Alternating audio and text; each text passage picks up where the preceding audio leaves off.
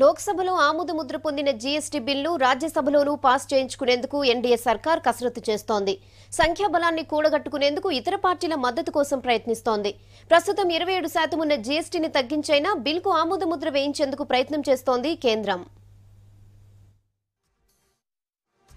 Goods and service tax ను రాజ్యసభలో pass చేయించుకునేందుకు కేంద్ర ప్రభుత్వం ప్రయత్నాలు చేపట్టింది. రాజ్యసభలో ఆమోదముద్ర పొందటం కష్టమే అయినా అసాధ్యం మాత్రం కాదని పార్టీల సంఖ్యాబలాలు చెబుతున్నాయి. సభలో ప్రస్తుత సభ్యుల సంఖ్య 244. బిల్లు రాజ్యాంగ సవరణకు సంబంధించి కావడంతో 3/2 మంది అవసరం. అంటే 162 మంది సభ్యుల ఆమోదం అవసరం.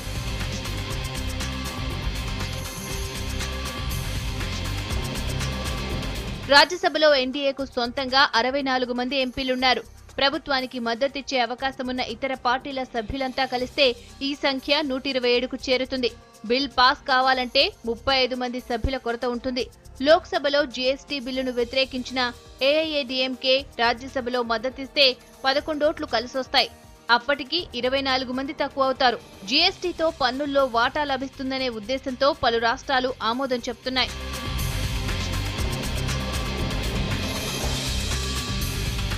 రాజ్యసభలో జీఎస్టీ బిల్లును వ్యతిరేకించాలని కాంగ్రెస్ కోరడంపై ప్రాంతీయ అధికార పార్టీలు మండిపడుతున్నాయి.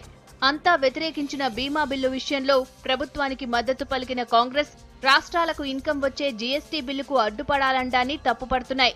మరోవైపు కాంగ్రెసేతర మద్దతు పొందేందుకు అవసరమైతే జీఎస్టీని 27% బదులు 18 నుంచి 22% మధ్య ఉండేలా సర్కార్ నిర్ణయం తీసుకునే అవకాశం ఉంది.